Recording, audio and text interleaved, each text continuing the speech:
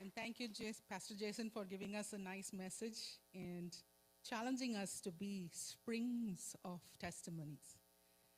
Now I want to welcome Scott Pernice. Scott is going to be giving us his testimony and leading us in a question-answer session. Scott is the Director of Development at Modesto Gospel Mission. He's a leader with a heart for change. Scott has faced his own challenges and turned them into an inspiring journey. And I'm going to hope that he's going to share with us about that. Scott is a gifted mentor and a motivational speaker with a strong background for marketing, sales, and management. Scott will be sharing his powerful testimony and leading the question-answer session. I hope everybody has come prepared with their questions, especially the young adults and teenagers here. That's you guys, okay? So now I invite Scott to come and give us. Thank you. And I'm going to I wander when I talk, so I'm just going to kind of be right here and I'll kind of float around. My name's Scott Pernice. I have the privilege and honor of working with Jason on a daily basis. Like was stated, I get to do marketing and fundraising. I love every single second of it, and mostly because of where I came from personally. And to give you guys a little background on who I am, I grew up in a very Christian home in the city of Ripon, if any of you guys are familiar with Ripon. My mother was a nurse, very successful nurse. She works for the state as a nurse now. My father was a pastor, also the mayor of Ripon for 2 different terms. So I grew up in a household that you would consider to be a really good household. My parents loved me, et cetera, et cetera. But that didn't really make much of a difference because when I got to high school, I discovered alcohol for the very first time. I was a freshman in high school, and somebody said that it was fun, right? And that's basically all it took for me. I tried alcohol my very first time, my freshman year. I fell in love with it, I'll be honest. I absolutely fell in love with the way that it made me feel. From there, my drinking continued. I ended up getting kicked out of Ripon High, went to a private Christian school, got kicked out of there as well, and then went back to Ripon High, where I did graduate high school. But at that point, I'd kind of made this decision that I wanted to be popular and I wanted to be cool and I wanted everybody to like me. And when I hung out and partied with my friends, that was the person that everybody liked, even though that wasn't how I was raised and that wasn't me necessarily. And that lifestyle continued. When I was 18 years old, my dad gave me an ultimatum.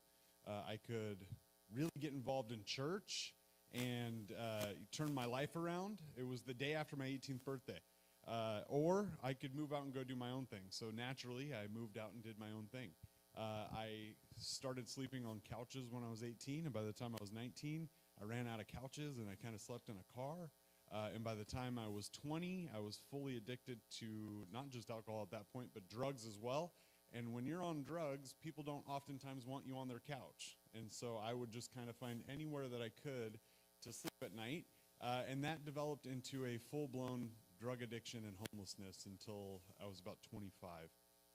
Part of my testimony, what's cool about working at the Modesto Gospel Mission is that when I was 18, the day after my 18th birthday, part of the ultimatum my dad gave me was he took me to the Modesto Gospel Mission, dropped me off at the front door and said, stay here through this program, and then you can come home and we'll take care of everything while you're there. And I said, okay, drop me off. I was there for about an hour before I said, no, thank you.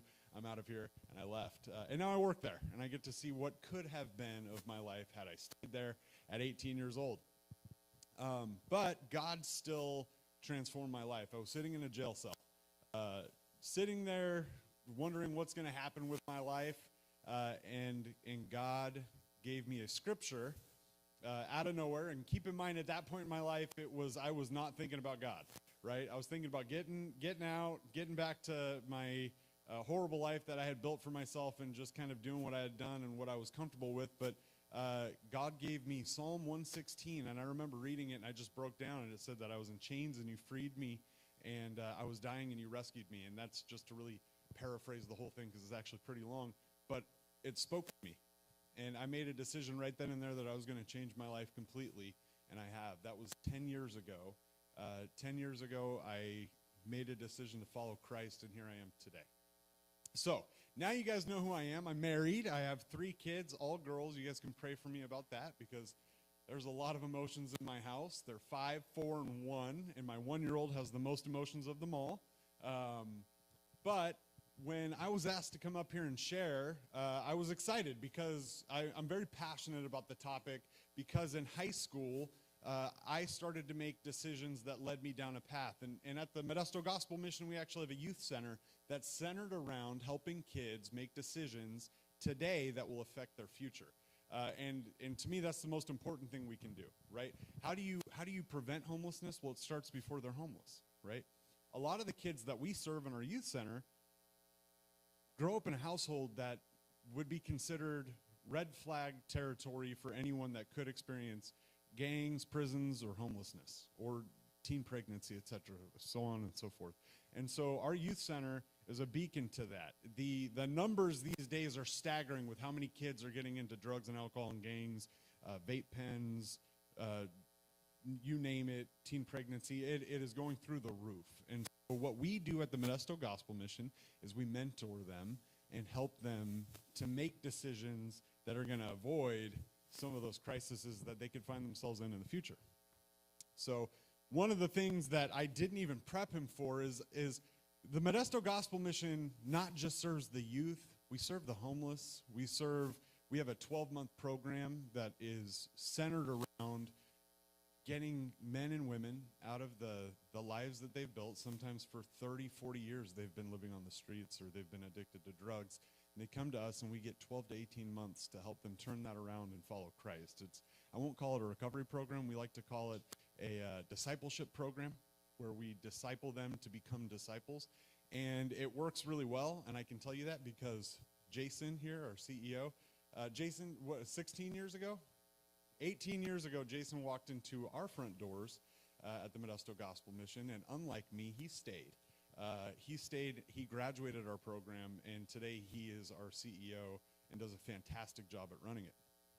So one of the things that I wanted to talk to you guys about is what can you do from where you are, whether it's in your professional life or at home. I know Jason talked about being springs of testimonies, but what does that look like in action? And so one of the areas that I would love to personally invite you to is to come down and volunteer with us. And we've actually had, I know, Tom, your son has come down and volunteered. There's a number of students that you guys have that have volunteered with us, but that is a very practical way that you guys can come down and make a difference in someone's life. And it's desperately needed. The Modesto Gospel Mission serves thousands of people each year, and it takes a village, a really large village, to accomplish that. And so I would like to encourage each of you, when you go home, to think about it, pray about it. Hey, is this something that I could do? Maybe it's one time a year. Maybe it's a group of you. Maybe it's your whole family wants to come and serve a meal. Maybe it's coming down and hanging out at our youth center, which to me is one of the most critical pieces that we do.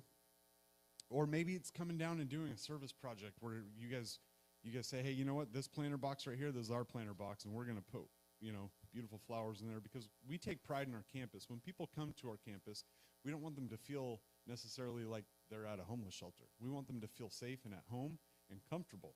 And I know that if my house felt like a homeless shelter, I probably wouldn't feel very at home.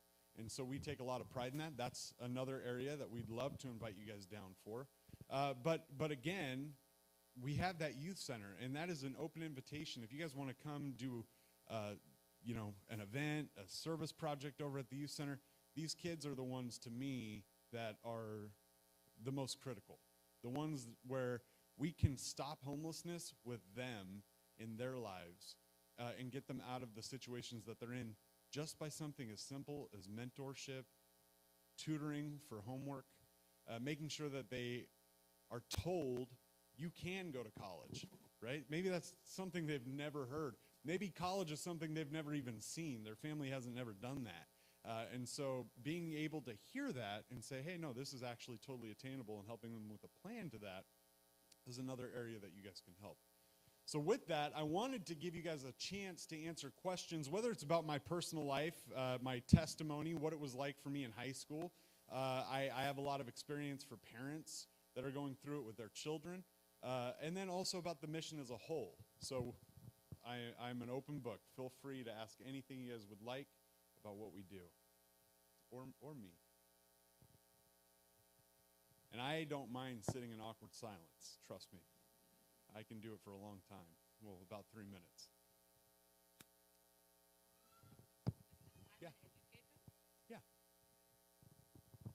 I'm a high school educator, and I want you to share how easy it is to get access to drugs, and how do students go by without being detected by educators or even their family?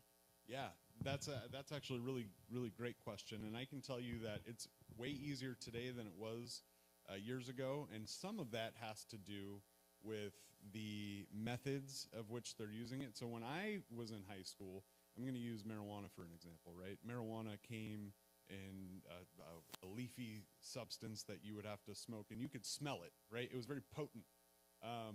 Nowadays, that's not the case. As a matter of fact, most of the kids these days are using pens that are odorless.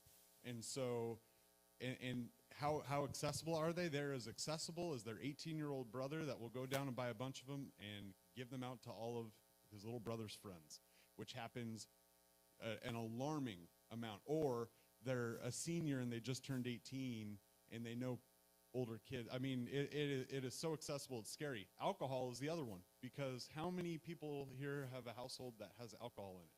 I would say a lot of them, right? I don't drink, but there's cooking wine at my house, absolutely. When I was in high school, I drank cooking. Going to deny that. And that's another area where, is it dying? Oh, it's dying. Okay, there we go. That's another area where they get it. But on top of that, most of them have gotten used to hiding it from educators because they're hiding it from mom and dad, and they've gotten professional at it, right? It doesn't take that long when you value something in your life, like this lifestyle, like I did. I got really good at hiding that, right? Until I didn't. But I hope that answers your question as far as, you know, the accessibility. It's everywhere. It's more prevalent today than it was when I was in high school, and it's more prevalent when I was in high school than when Jason was in high school. I can promise you that. Because the stigma around all of that stuff has changed. The marketing has changed to kids, right? They just had to outlaw all the flavored tobacco stuff because what they saw was everybody that was buying it were kids. The people that were caught with it were kids. And so the industry has shaped its whole center around youth and getting them started first.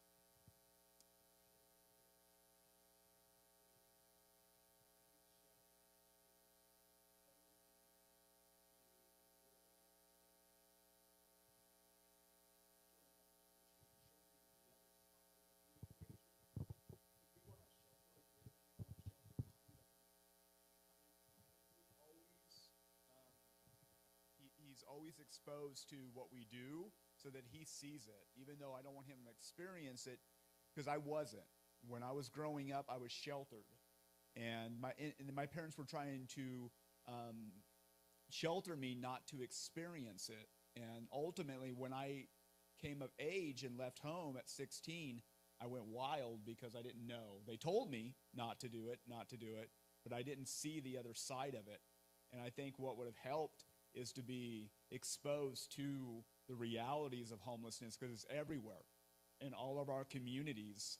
And I think a practical way of doing is take what we do have is we have a lot of fathers bringing their kids down to serve, and to showing them, hey, this is, you might have it made, but not everybody does, so that they can be exposed to the other side of the equation, because it boils down to choice.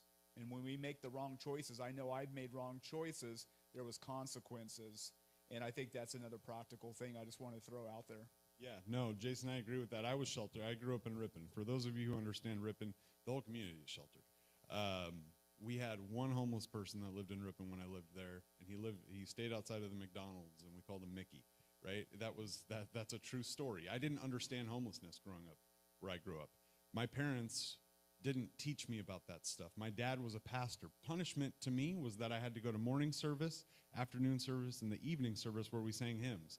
right? That was literally punishment. As a matter of fact, that's part of the reason I probably strayed away from the church, was because I started to think of church as a punishment. I was done with hymns when I was like 12. I was over there, the banjo guy going the whole time, and yeah, that was my life. And so if my parents had brought me down to the mission or anywhere to show me what that actually looked like and what those decisions would look like without telling me, you're going to end up here. Because I do know my dad, when I was 16 years old, looked at me and said, you're going to end up in jail, right? Well, what does that look like?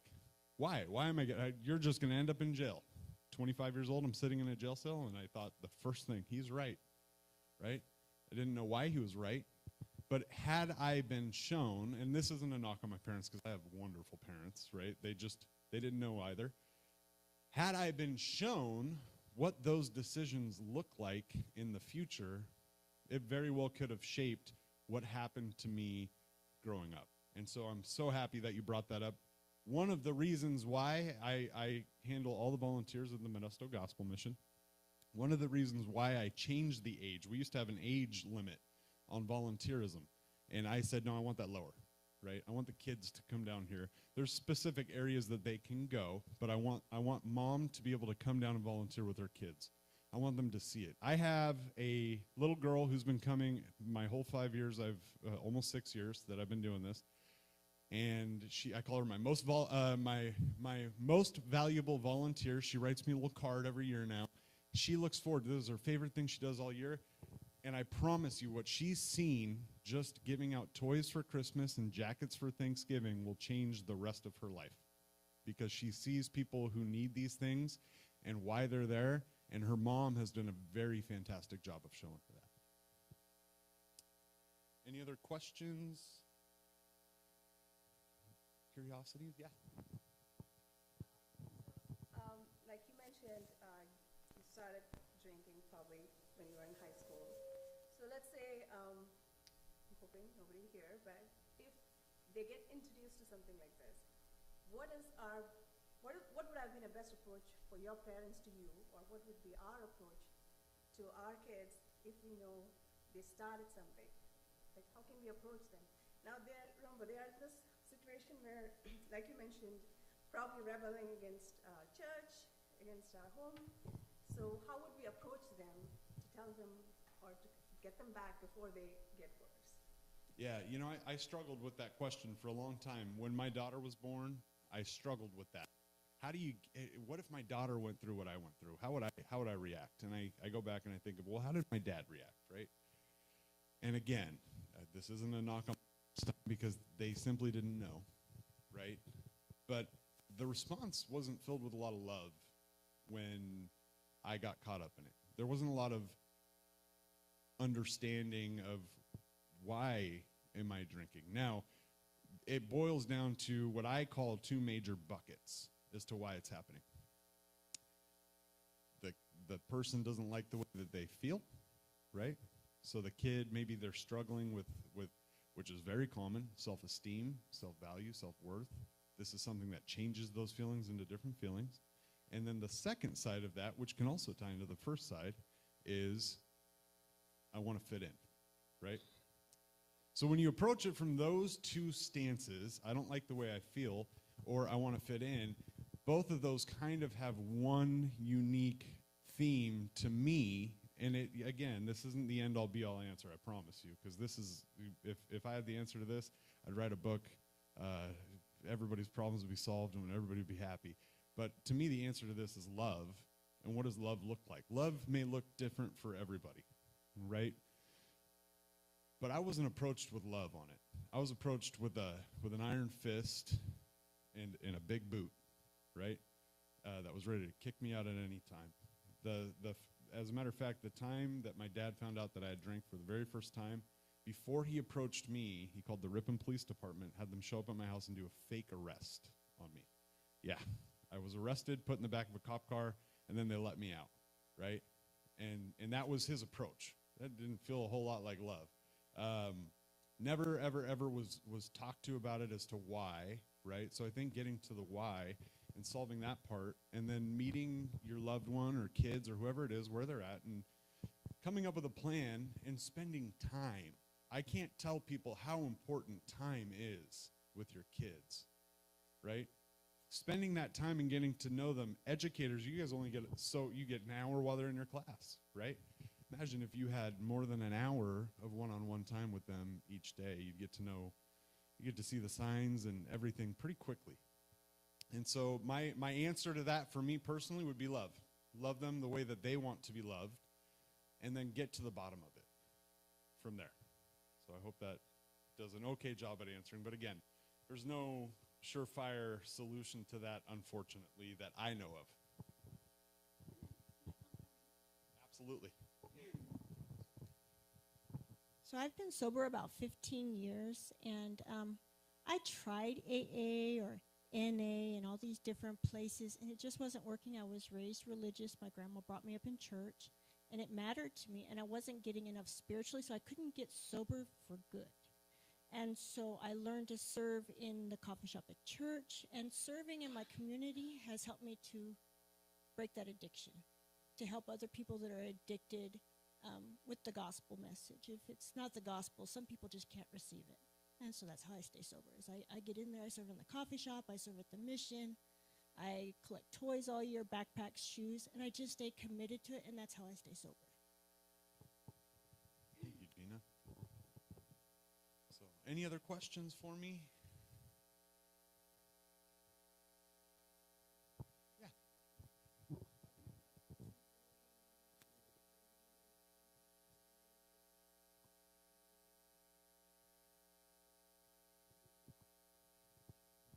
Like, do we have any programs with the schools?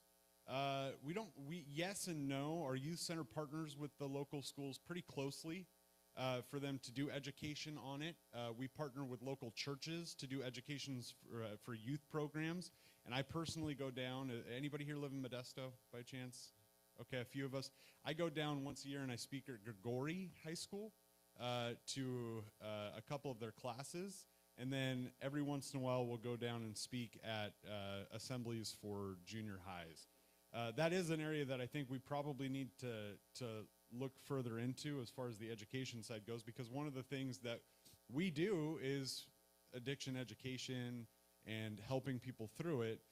And partnering with the church is one area that I would love to see that go further, because what the church does really well is disciple. They may not know how to handle the homeless the way that we do, and so how can we partner together in those things, which is why I was really excited we got to come down here today, because anytime we can connect with a church that specializes in discipling, and we can lend our help in, addiction, youth addiction, homelessness, etc., then it's going to be a win. So that is an area that I think I'm going to try to focus a bit more on. So thank you for asking that.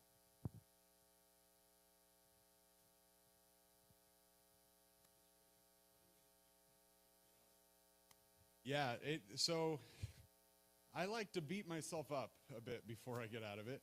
So like I said, when I was 18, it started. I was sitting in jail at 25. I had done about 6 stints in a county jail cell. I had overdosed 3 times from opiate addiction in that time frame, and I had been completely and totally broken down. So I would say 7 years of pretty severe self-abuse there before I think the Lord knew that there wasn't much left for me, and found me at my most broken time, which took 7 years. It's not like that for everybody. Some people it's much longer. But when I was found, or when I answered the call, I'll say, it 7 going on what felt like 50 years. So, yeah. But when I got out of it, and again, this isn't what I know. Jason has had this experience, and I did. When I got out of it, the Lord completely removed any desire that I had for drugs and alcohol at that very moment, to the point where there hasn't been a moment in my life over 10 years that I have been tempted or had what you call a strange mental blank spot, I think is what they call it. That just hasn't been a part of my life. It was like he put it in my heart that just the desire to be taken, the desire completely taken to the point where it grosses me out. Alcohol, the smell, all of that, it actually grosses me out now, which is something that I believe God instilled in me to help me along my journey. And so I've been very blessed in that.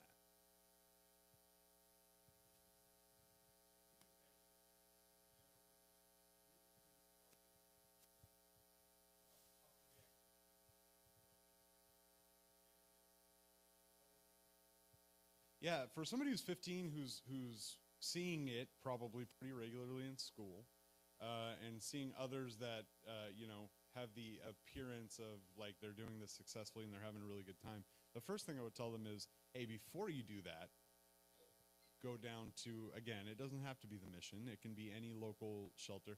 Why don't we go volunteer there for a couple hours, right? Why don't we go take a peek at what the other side looks like for people? And then from there, it's figuring out. So again, this one is so important to me. Figuring out what is driving it, fitting in, or is it the self-esteem, self-worth, self-value, the things that are driving them down and making them feel like they don't feel comfortable in their own skin, and then solving that side of it. And again, that goes back to love, right? And quality time. Some of those things I think are extremely important, but showing them. Right? Showing them. Take them down. And not in a condemning way, not like, oh, you're thinking that, come on, grab them by the ear, drag them down to the local shelter. You're going to serve cleaning toilets for the next 4 hours so you can see what, no. This is more of, without prodding, just say, hey, you know what, I want to spend some time with you, and let's give back to the community. Let's go down and hang out. And then see if you can make that a regular thing to help prevent that. Now, there is going to be times where it takes more than that, right?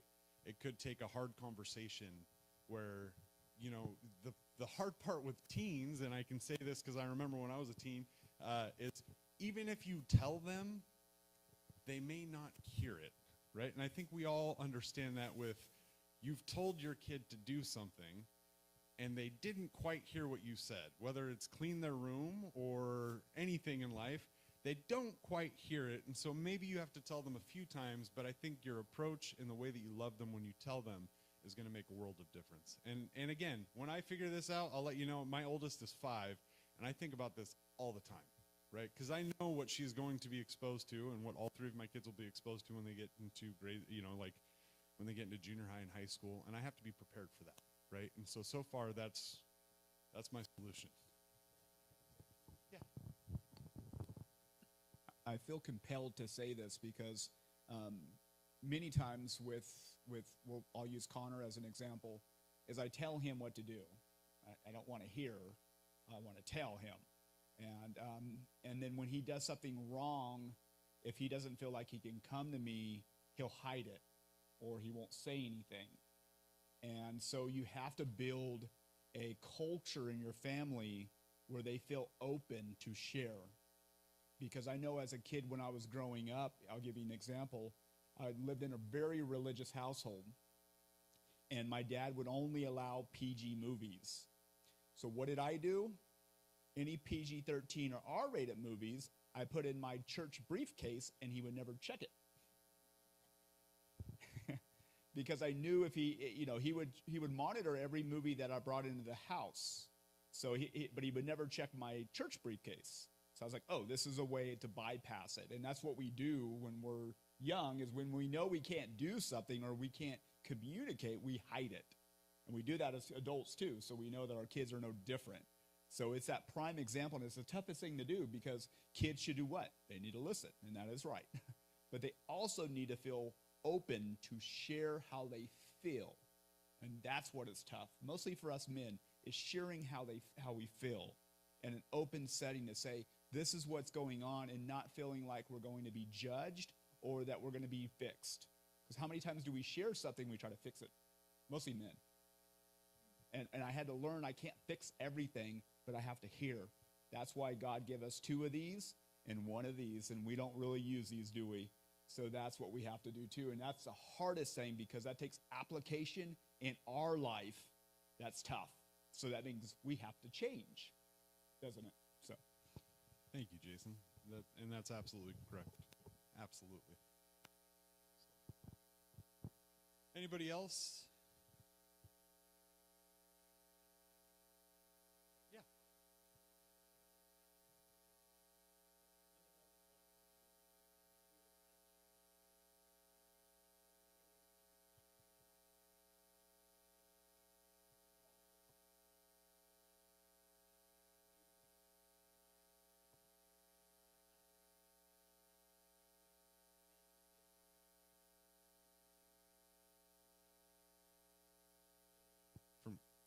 From going into full blown. Yeah. I mean, the best advice that I have, and again, it ties into everything. I think that there's a difference between, let's say you're an educator, right? And you're seeing this. There's a difference between you and that individual's parent, right? And you have a different platform. They're not going to feel as attacked for their decisions from a mentor, let's say. It is at times hard for a dad to be a confidant at the same time, because fathers are usually disciplinaries and so it turns into that. And so making sure that they feel safe, like Jason said, to share, right? And how do you do that? By building trust, right? And then realizing that the issue that you're facing isn't going to change like that, right? If they're already actively in that, they have people that they're trying to impress, perhaps, things like that. But make your voice louder than theirs. Make your voice the one that they hear over theirs, right? And that is staying, consistent. Be consistent. For those of you, maybe you're a parent that has that going on.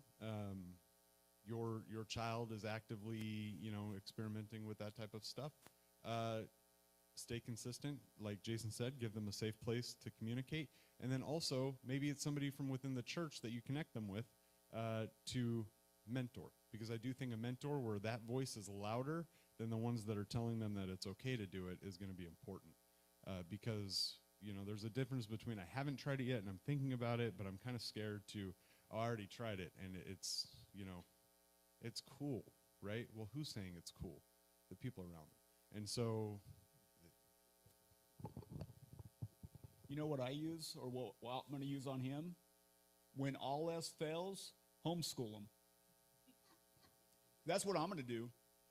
When all else fails, when things are getting out and he's starting to slip and I started to notify, I'm just homeschooling him. And I don't know if that's possible. We'll find a way. That's what I would use for him. I've already had that motto. We've already discussed it. When all else fails, because that's what normally happens, I'll just homeschool. Bring him in.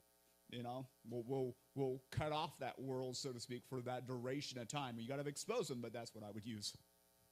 Yeah, and I will say to that point, when I got kicked out of Ripon High, it was for excessive drug and alcohol abuse, and my parents saw me going down the wrong path, and so they worked with the principal, had me removed from school. They put me into a private school that, at the time, Big Valley Christian High School, Modesto, was actually, full of some pretty good kids.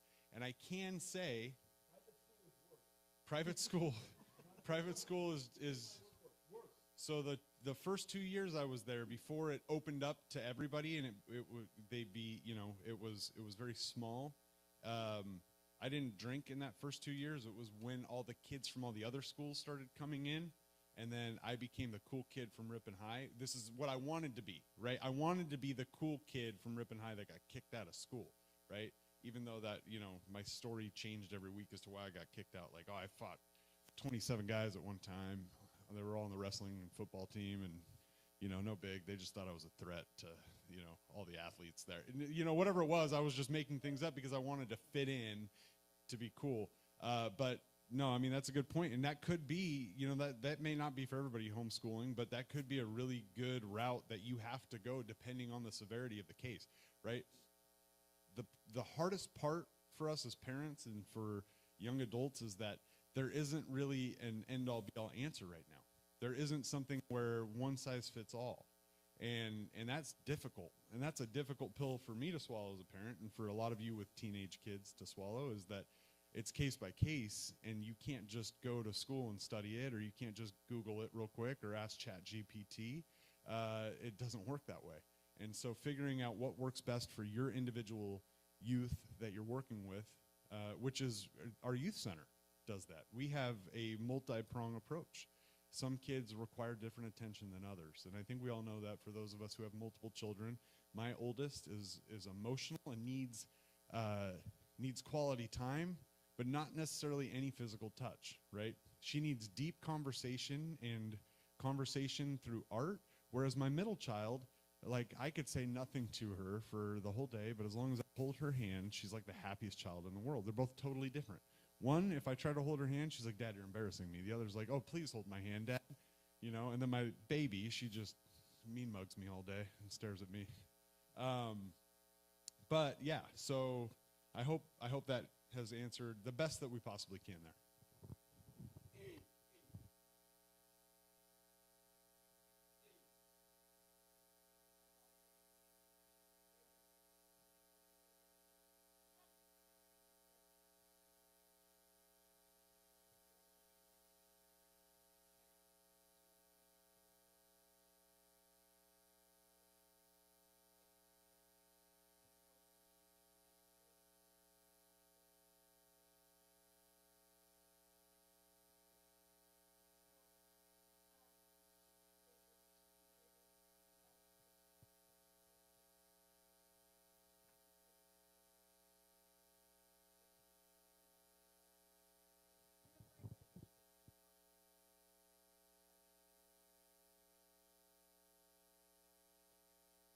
Amen. Thank you, Gina.